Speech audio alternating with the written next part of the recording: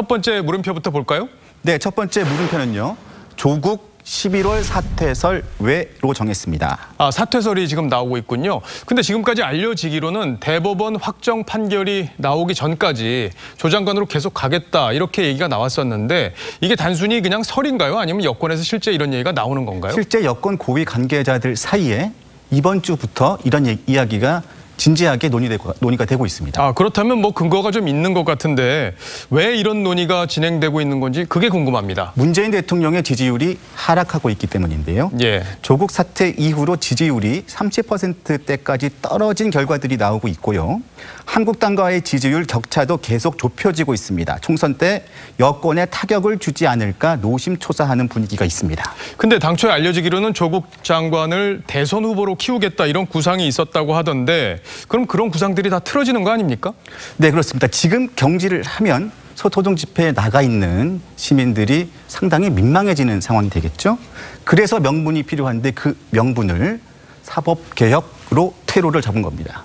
그러니까 결국에는 조 장관이 검찰개혁을 마무리하고 그 다음에 그 공을 안고 명예퇴진하는 시나리오다 이렇게 볼 수 있는 거네요. 네, 그렇습니다. 그러니까 조 장관이 검찰개혁을 마무리하고 그 공을 안고 명예퇴진을 한다는 건데요. 여당에서 사법개혁 법안을 처리하기 위해서 판을 깔아주고 있는데요. 그 내용을 한번 들어보시겠습니다. 저는 국회법에 따라 가능한 모든 의장 권한을 행사해서 사법개혁안을 본회의에 신속히 상정할 생각입니다. 오는 28일이면 본회의 자동부의 요건을 갖추게 되는 것입니다. 그래서 조국 11월 사퇴설 외 이 첫 물음표의 느낌표는요. 예. 청와대의 출구 전략으로 찍겠습니다. 출구 전략, 청와대에서도 좀 고민할 만한 상황이긴 합니다. 네, 근데 다만 이게 아직은 설이기 때문에 어떻게 진행되는지 좀 더 같이 지켜봐야 되겠죠. 자, 두 번째 물음표로 가볼까요? 뭔가요? 네, 두 번째 물음표입니다. 조국 장관의 미래 이야기 한번 해보겠습니다.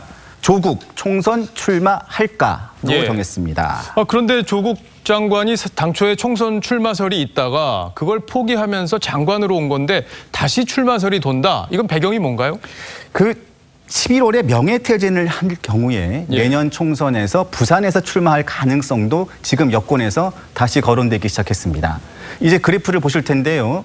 지금 PK 민심이 여당에 많이 불리한 상황입니다. 최근 한국갤럽의 부산, 울산, 경남 지역의 정당 지지도를 보면요. 10월 첫 주와 둘째 주만 봐도 민주당 지지율은 7%가 떨어지고 한국당의 지지율은 12%가 올랐습니다. 자, 그런데 결과적으로 잘 들여다보면은 조국 장관의 문제 때문에 지금 이 상황이 온 건데 조국 장관을 다시 내세운다고 해서 이 달라진 민심 이게 돌아설 수 있을까요? 바로 그 점이 여권의 고민 지점입니다. 조국이 선거에 나온다면 이 선거는 조국 대 반조국의 구도가 될 것이고요. 결국 전체 판에 악재가 될 수 있다는 걱정도 있습니다. 근데 장기적으로 볼 때 문재인 정부에서는 조국 장관을 대선 후보까지 끌고 가겠다라는 구상이 있다. 이건 지금 흔들림이 없는 분위기인 것 같아요. 그렇다면 네네. 그 부분도 좀 점검을 해봐야 될 것 같습니다. 그래서 제가 비수도권 의원들한테 물어봤습니다. 그랬더니 대답은 아주 간단합니다. 민주당의 집권 공식은 노무현 문재인 모델이다. 그리고 바로 조국이 남은 카드 중에 하나라고 말했습니다. 남은 카드 중에 하나다? 네네네. 자, 그렇다면은 PK 출신을 내세워서 집권했던 두 번의 경험, 이게 아마 영향을 주고 있다고 봐야 되는데 노무현 전 대통령 그리고 문재인 대통령 다 PK 출신이었기 때문에 이 호남의 지지세를 업을 경우 집권이 가능하다 이런 시나리오인 거죠? 네, 그렇습니다. 조국 장관은 여권의 입장에서는 문 대통령과 정치 철학을 같이 아는 정치적 동지입니다. 관련해서 한 여권 인사는 이런 얘기를 했는데요.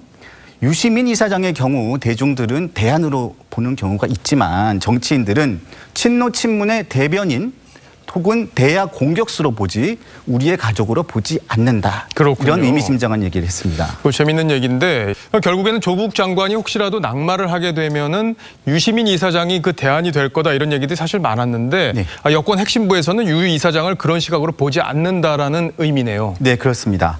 그래서 두 번째 물음표.